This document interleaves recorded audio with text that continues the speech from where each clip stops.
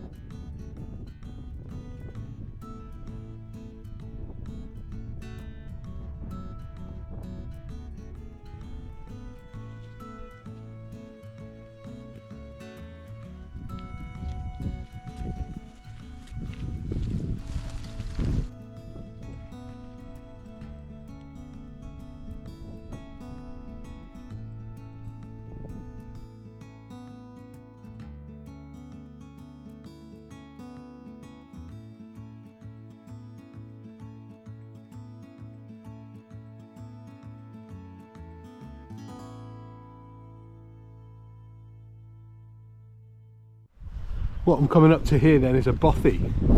So these are great little shelters for people that are out on the mountains, out on the hills, and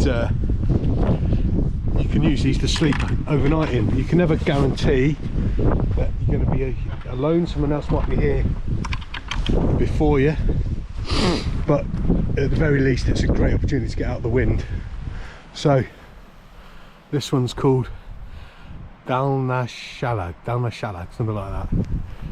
Correct me in the comments if I've pronounced that wrong. So here we go.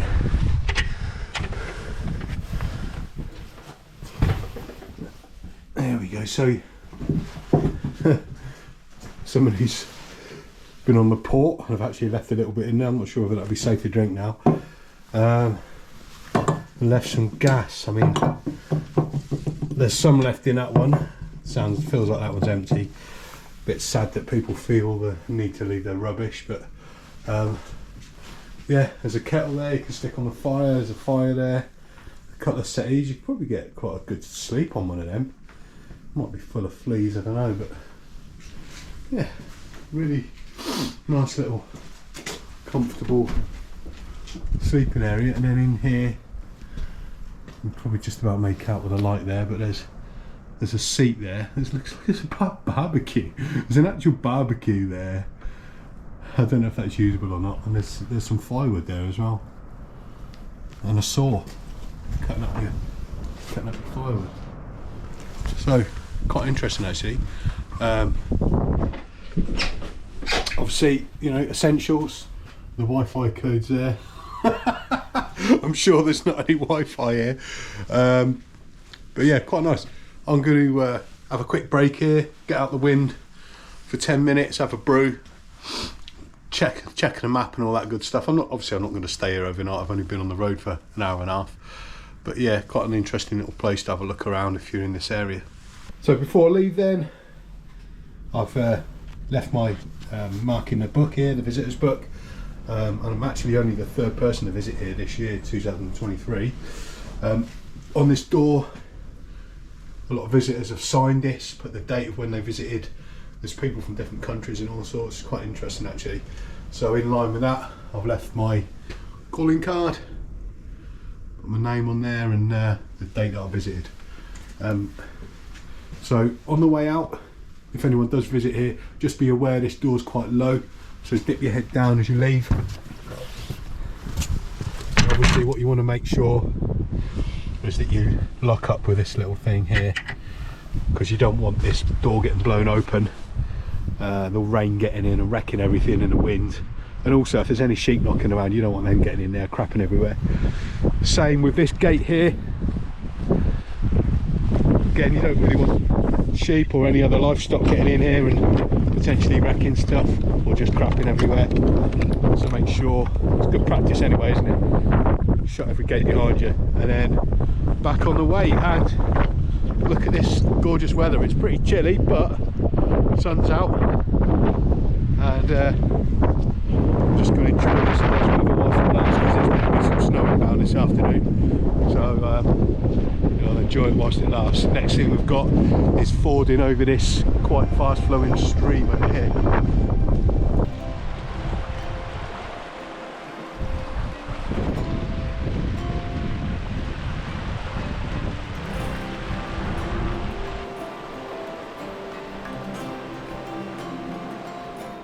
So, temperature's dropped quite a bit now, down to about -2, and it's it's starting to kind of sleet along with the rain.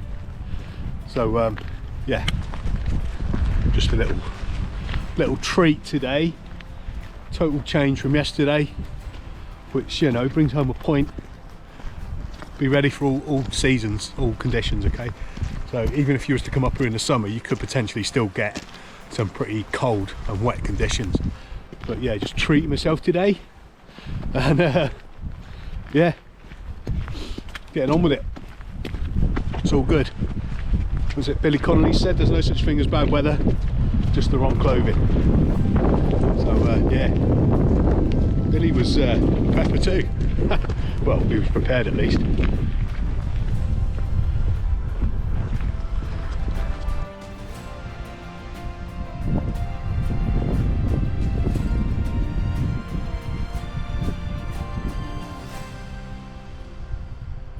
Now in Newtonmore, and amongst other things, this place has got a pharmacy, which could be very handy if you've got any ailments, or for, you know, if you've got any blisters to top up your blister kit.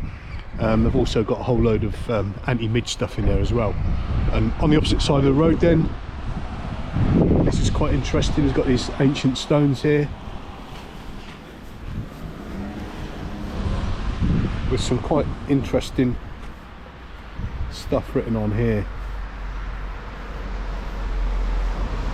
Obviously these aren't the ancient stones, the stones are the ones behind. These are wooden. Got some nice etchings on there.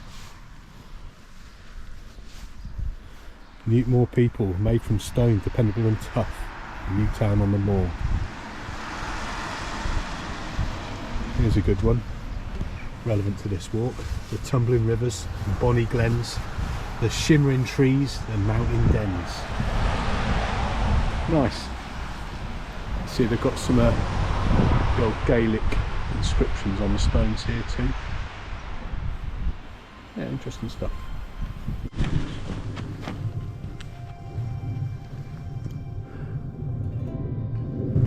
Some deer.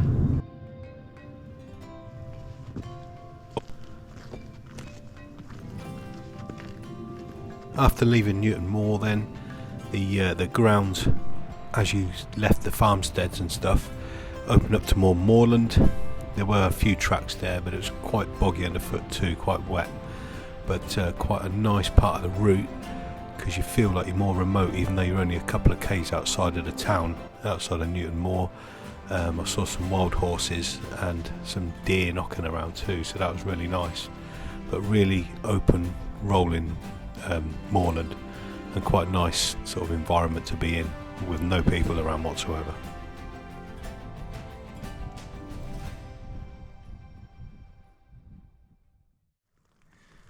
Evening then, end of day 4. I'm in my tent again. It was dark by the time I got here, so I didn't have the option of kind of filming myself putting it up. Anyway, another relatively challenging day, mainly due to the environment. A lot of boggy, wet ground underfoot. After I left that Bothy, yeah, really wet. I think 4 river crossings to do as well. So that's one thing to bear in mind if you're going to do this route, especially in the winter. Have a plan for crossing those. Don't just think I'll get across in my boots and everything will be all right. What I did is I've got neoprene socks, and I took my boots off, tied them around my neck, and used them socks. I couldn't film it because I was busy, and I certainly wasn't going to set a camera up and then do it twice. But yeah, have a plan for that, and make sure you got plenty of dry socks, because your feet are going to get wet.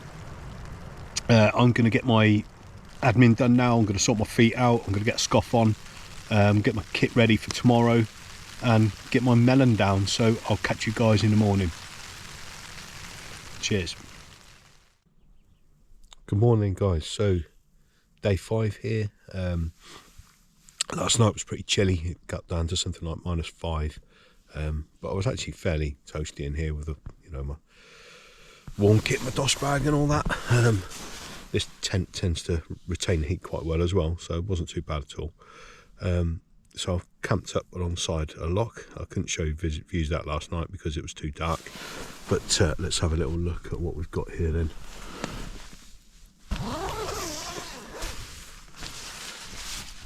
See some ice and stuff on the tent there actually.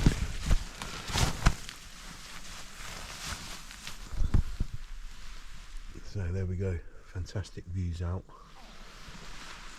from the tent this morning.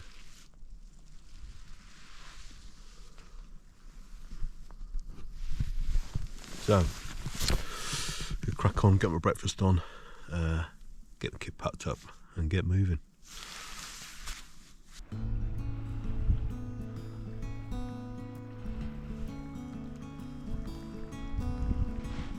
See, the ground's quite frozen today.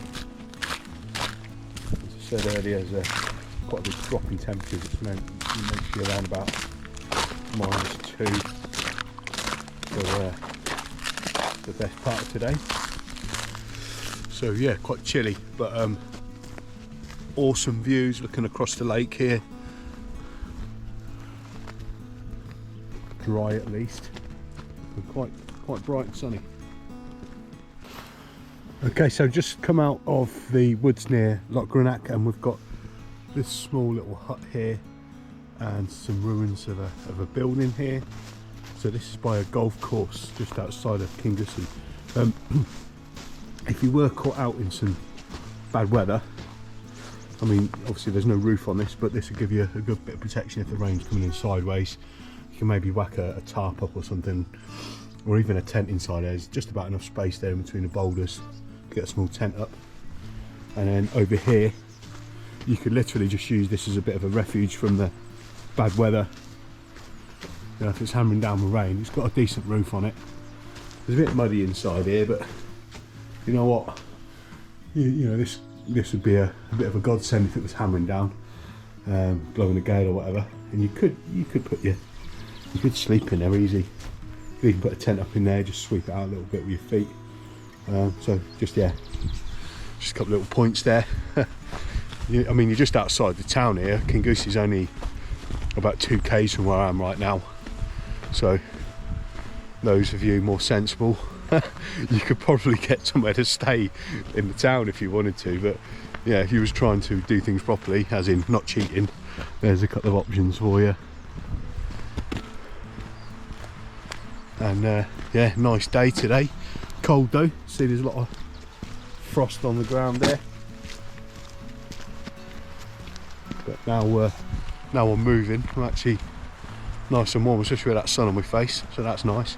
Makes a change from the snow and the rain and the wind from yesterday. Again, changeable weather conditions.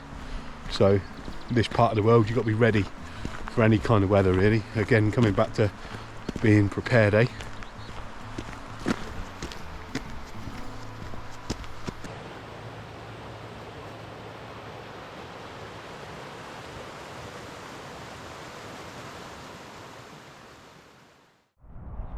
So here we got Ruthven Barracks just outside of Kingussie. Look at that for a location.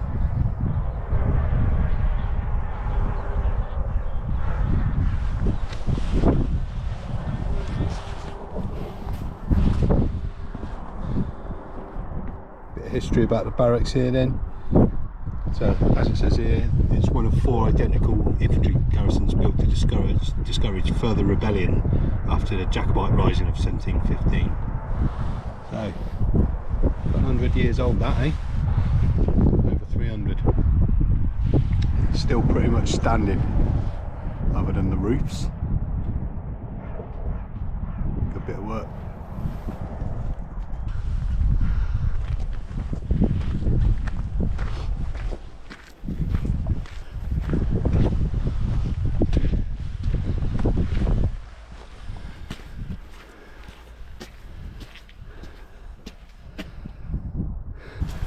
Check this out, eh?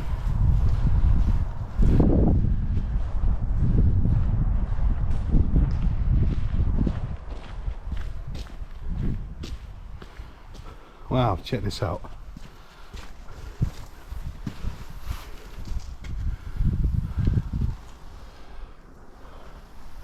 Built to last in them days, eh?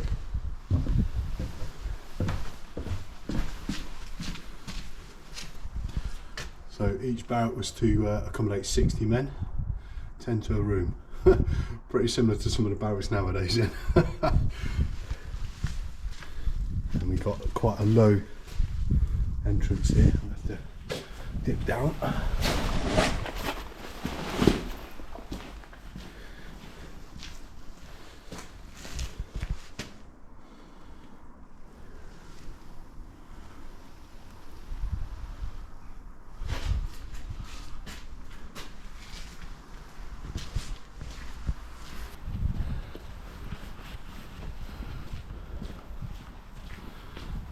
Still got the firing ports out the windows here.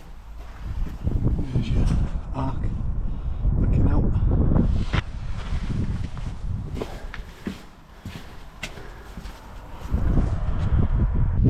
Okay, so as it says there,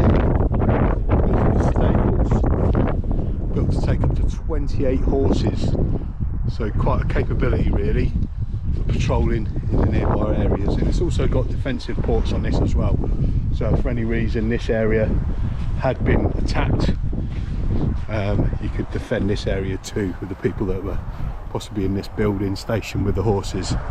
And again, look at the views, looking around, really commanding views, really steep approaches. Imagine trying to get up this whilst you're under fire. It's not going to happen, is it? Fantastic views of the hills and stuff as well, look at that.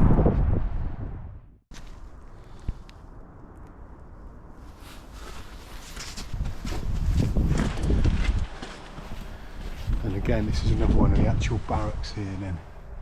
So obviously they would have been where the floors were, where those holes were marked. And there's the prison cell. So, and just above it there's a sign there saying guardhouse. So obviously that would have been the downstairs bit for the naughty boys. And then the guys on stag up there. And then you've got that piece standing up there.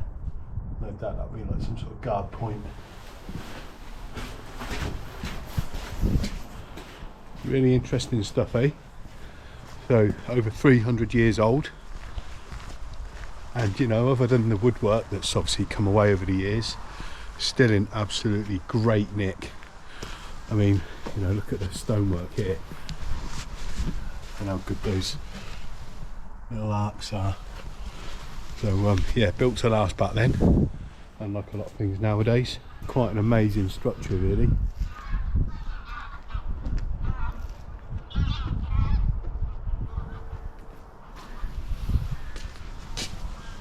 Obviously built on a high feature, great views of the surrounding areas.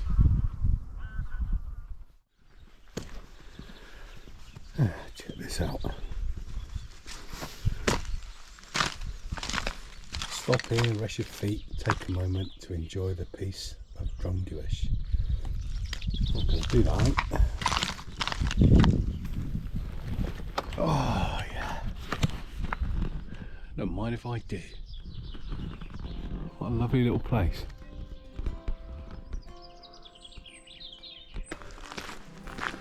So the trail here is going from Kingussie up to Loch Gynach, and really pleasant actually. Goes through a whole load of woodland, super quiet, no one around. Check it out.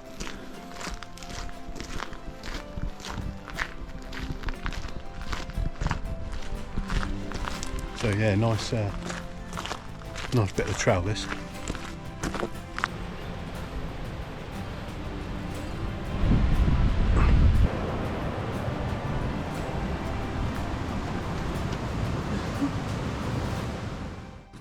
Okay then, so it's just after 6 p.m. Last light's just gone, and I've just got to my 5th night's overnight stop, which this time isn't going to be in my tent. So I decided to try this out just for a bit of variety, and I'm going to be staying in a bothy. So this over here, when you can see it, is the sign for this bothy here. And this is called Drake's Bothy.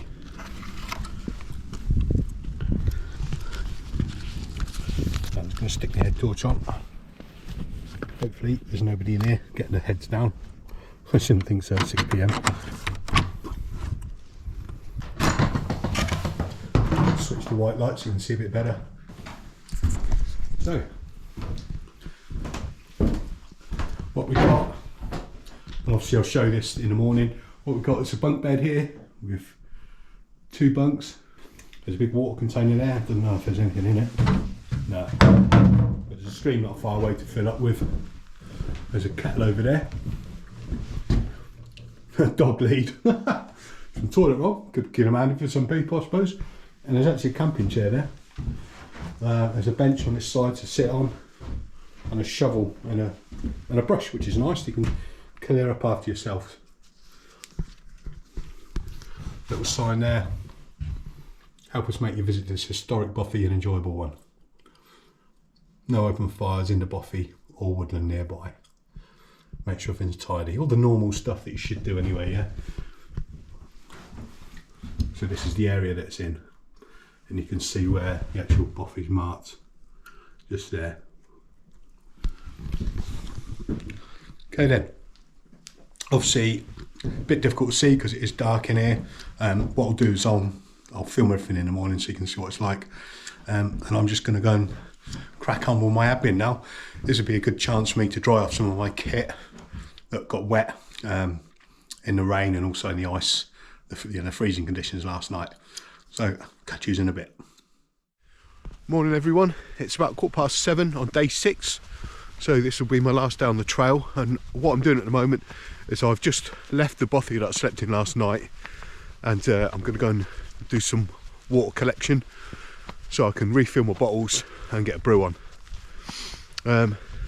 Had quite a nice stay in the bothy last night. I thought it's going to be a bit cold at first because it's just a wooden shack. You can't put a fire in there or anything, and it was quite a chilly night last night. It was about -1, -2. However, once I was in my DOS bag with my warm kit on, I was alright. Had a good night actually, as it goes. So what I'll do is when I return to the bothy, I'll film it, so I'll show you what it looks like, because last night was obviously too dark to really show you it. But yeah, I'll do that on my return, and then we'll be back on the trail fairly soon. And here is the water source that I was just talking about. So this is only about probably 200 metres from the bothy, so if you do stay there, Drake's Bothy is the name of it, you've got a good water source right on your doorstep.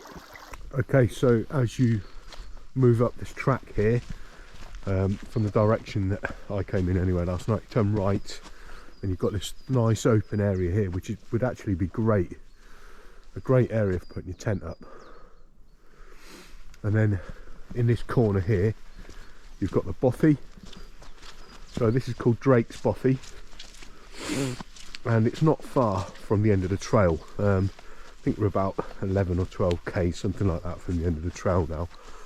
You can see it's quite a small hut, just a wooden hut with a tin roof. There's a bit of info about the nature reserve here, and it mentions that this is a fire risk area. So there's the door to the hut there, and there's another sign there reminding you not to have any open fires. Hopefully no one will be stupid enough to do that inside the hut. Now, it's daylight, it's still a little bit sort of gloomy in here. On the camera it looks anyway. It's not as dark as what it actually looks, but you've got a couple of bunk beds, so each one of those, and there's my setup from last night. So I've got my sleeping bag on there, and my roll mat and my pillow. Each one of these would be big enough to get 2 people on, actually. So if you was a couple or whatever, or you know, just good mates, I don't know, you get 2 people on there. And then you've got the whole of the floor space as well, so you could easily get another 2, maybe 3, at a push 4 people on the floor as well. There's a nice little camping chair there, which actually is really handy for, you know, when you haven't had a chance to sit down properly for a few days. It's nice. You've got a bench going around this side that you can move that. You've got a little box cupboard thing in here, and there's not much in here,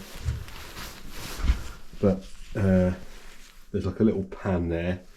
There's a kettle at the top here, which is pretty useless really, because you're not supposed to have any open fires. Somebody's left some toilet roll, and there's a shovel there, so that's good if you need to go to the toilet outside somewhere. There's a brush for sweeping up. Big old water container, massive, which actually would be really handy if you was in a group. Probably want to sweat it out first before you used it though. Another bench over here. And that's about it really. You've got an information board here about the nature reserve that you're in. I'm not going to try and say that word. But some interesting stuff there about local wildlife and stuff. And just a bit of rules and regulations stuff over here.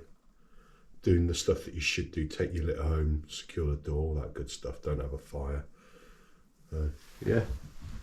But this is Drake's Bothy, and yeah, I had quite a good sleep in here last night. I mean, it probably would have been warmer inside my tent, to be honest.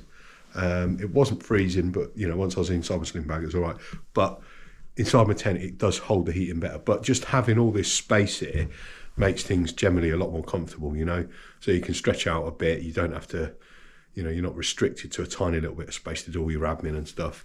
You can hang things up to dry them out, that sort of thing. So, you know, if you get the opportunity to visit one of these Bothys, it's a good little, you know, something different as well, isn't it?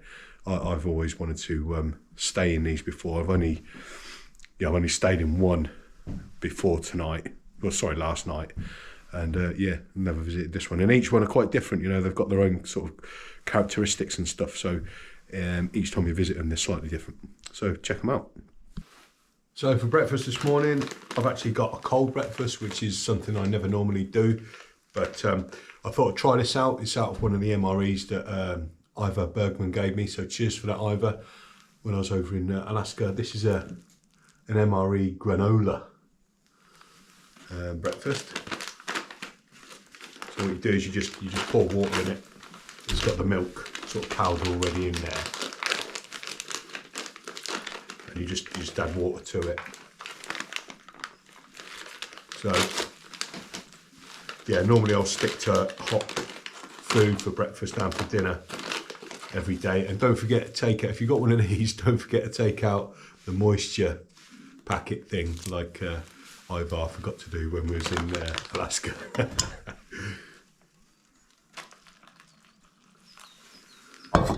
But yeah, it's always best really, if you can, to have hot food for all your meals, because you know, especially in the winter, you want something that's going to warm you up, don't you?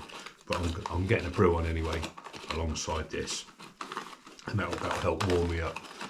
But yeah, let's see what this is like. This granola, what is it, with milk and blueberries? Blueberries.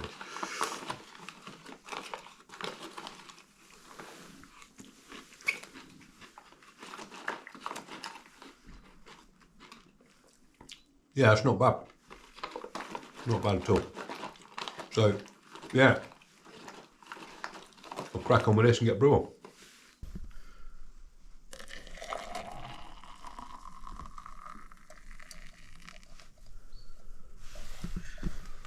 You notice there that I've not wasted any water. I measured that water in the cup before I put it in the bowl for that exact reason, so I know that exactly how much water I'm going to use and it doesn't get thrown away. Just good practice. You don't even really need to stir that, you just chuck it in and give it a good shake. It's pretty much good to go then. Marvellous. Brewed good to go in the morning. Essentials. Okay, so just a quick few words then about your maintenance, the most important part of your body when you're out walking, which is your feet. Any soldier, especially an infantryman, will tell you, if you don't look after your feet, then you're going to suffer and potentially not complete whatever you need to complete, whether it's a long distance walk, whether it's a mission, you know, in the military, whatever. So it's super important to look after your feet. Now, when I come in at night, when I get to my tent or whatever, get set up for the evening, first thing I'm going to do, once I've got, you know, bits and pieces squared away, like my tent up and all that, I'm going to get my boots off, get my socks off, dry my feet. I'm going to put talcum powder on. What I use is my coater. It's the stuff that's got antifungal stuff in it. I'm going to check for blisters. If I've got any hot spots appearing or blisters, I'm going to treat those blisters. Then what I do is get a new pair of socks on my feet, and you know, I'm ready to go for the morning. So in my first aid kit, I carry specific blister kit in there. So I've got the old blister plasters, like so. Then I've got tape.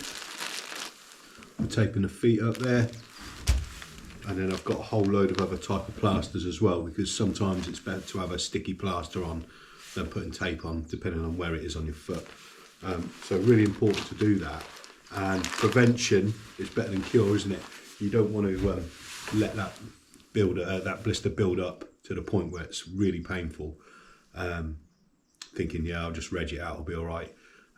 If you can feel a hot spot coming, stop what you're doing. If you can, you know, if you're walking out on a trail, you're not on patrol, are you? So you can stop pretty much whenever you want. So you feel hot spots coming, stop, get your boots off, get your socks off, look at your feet, feel where those hot spots are, dress it, and then you'll be good to go. I've had over this 80 miles or so, well, it's probably about 75 miles at the moment, a few hot spots that would have possibly caused me some real issues if I hadn't addressed it. I did exactly what I said there. I stopped, got some tape on there, and I've prevented it from getting any worse. So they're a little bit sore, but they're not too bad at all, to be fair. And if I'd left them, you know, it can potentially take you out of the game. You know, bad blisters, you know, are nasty. They're incredibly painful, and they're not only painful. They, you know, like a friend of mine, he was on SS selection, and his blisters got infected. You know, you're going through streams and stuff all the time, and he got a blood infection through his blisters, and that took him off selection. So he passed the hills. He wasn't allowed to go to the jungle to then crack on with the rest of the selection, and that was him done. So there's a good example of why it's really important to, you know, take as best care of your feet as you can. And I'm not saying that guy did anything wrong, because you know, you're on selection, you haven't got time to mess around, and even if you have, you're constantly in and out of those streams all the time anyway. So it wasn't particularly bad drills on his behalf, it was just bad luck, but it's just an example. So this microporous tape is great for putting around things. So I've got a little bit of a hot spot going around the side of my little toe on both feet, and what you can do is just wrap it round, and that will help the prevent the friction there that's causing the blister. And then these blister plasters are great. You basically whack them on. So there's a piece of paper on the back that you just peel off. Just put it on the area that you've got hot spot or the blister. I've got one on the back of my heel there.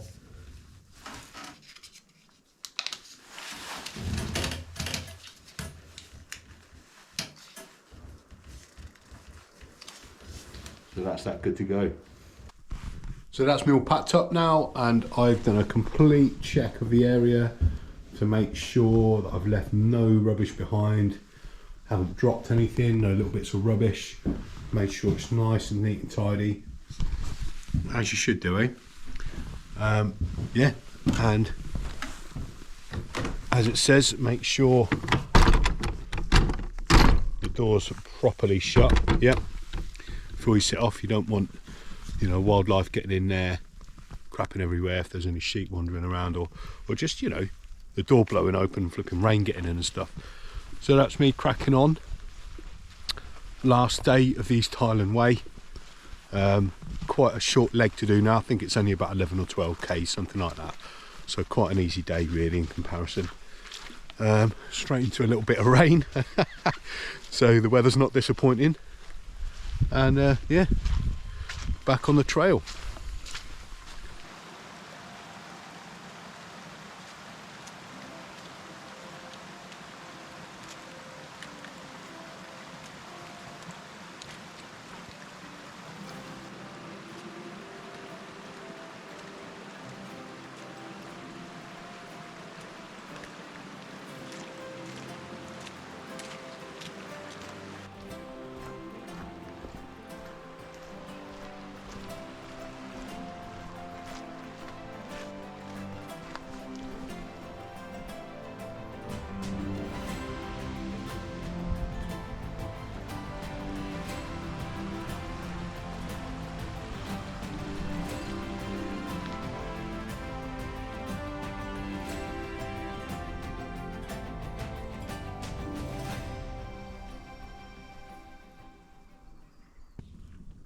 So I'm now at Loch Gynach, and I'll show you where that is on the map here.